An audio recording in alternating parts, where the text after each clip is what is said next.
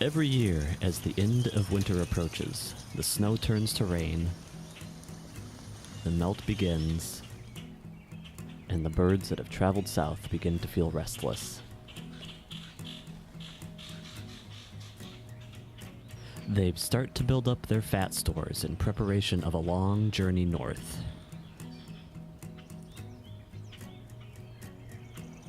Then they embark on a voyage of epic proportions. This is the Great Spring Migration. Birds migrate from areas of low resource abundance to areas of high resource abundance. In the fall, this means traveling south to places where food is still available, whereas in the spring, it means traveling back north to their breeding grounds. Short-distance migrants, like this barred owl, will stay in the same general area, but may move up and down in elevation depending on food supply. Snowy owls, on the other hand, can be classified as both medium-range and long-range migrants. Some will roam around the tundra searching for food, while others can fly thousands of miles down to the continental United States.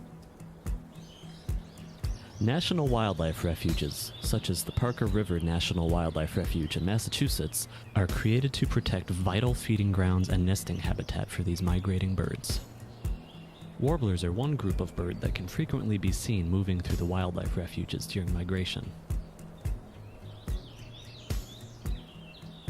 Warblers are insect eaters and can often be found moving through a patch of woods or shrubs looking for food.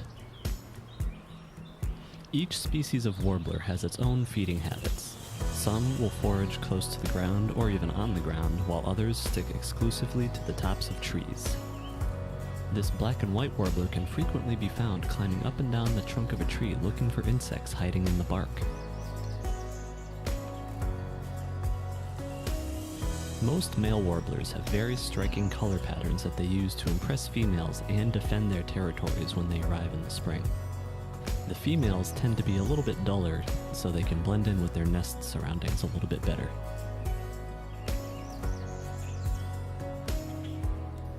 Of course, warblers aren't the only ones to migrate through.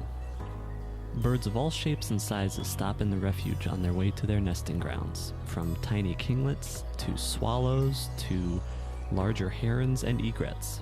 Wildlife refuges can be a haven for large and small birds alike. Migrant birds can be especially affected by weather systems that move through.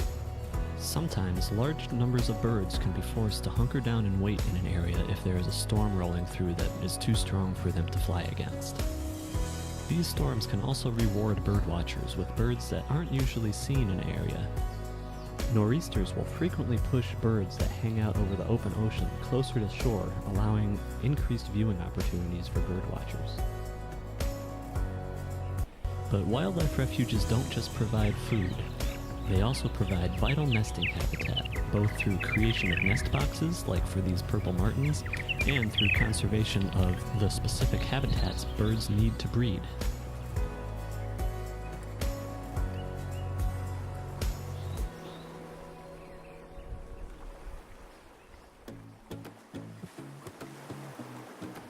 This tiny little bird is one of the poster birds for the Fish and Wildlife Service's conservation efforts. This is the piping plover. They rely on sandy beaches for breeding and feeding habitat, which often brings them into conflict with humans, who use the same beaches for recreation and development. They are federally endangered in the Great Lakes region and federally threatened along the Atlantic coast due to loss of habitat to development, predation from wild animals, and harassment by people, dogs, and vehicles on the beaches that they both share. Conservation efforts include closing down whole beaches, roping off areas where they're nesting, placing enclosures around nests to keep away predators, and restoring essential habitats like sand dunes so that these birds can have the resources they need to successfully breed.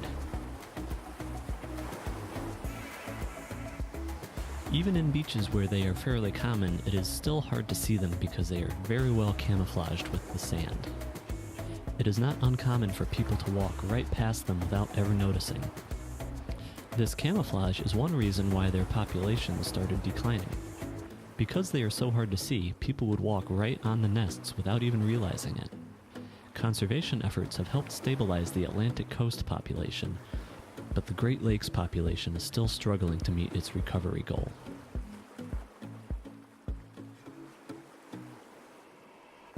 Piping plovers feed mainly on marine invertebrates, small crustaceans, flies, water beetles, and anything else they find as they forage along the water's edge.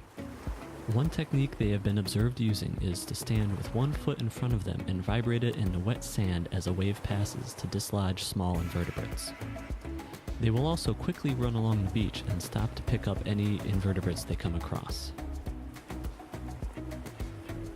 Their nests consist of a shallow bowl scraped into the sand and sometimes lined with pebbles and bits of shells. In the beginning of the breeding season, the male and female will make a number of these scrapes, but then spend the next 1 to 2 weeks deciding which one to use. Both parents will help incubate the eggs when they are laid. When switching incubation duties, the parent that is taking over will slide underneath the other one to limit the exposure of the eggs to the environment. If a potential predator gets too close to the nest, the parents will attempt to lead it away by feigning injury. Males can defend their territories in a number of ways. Sometimes 2 competing males will chase each other along the border of their territories. One will run a short distance and then stop. The other will run past the first, and then the first one will run past that, and that will continue until they run out of room. At this point, they will go back to the start and begin all over again.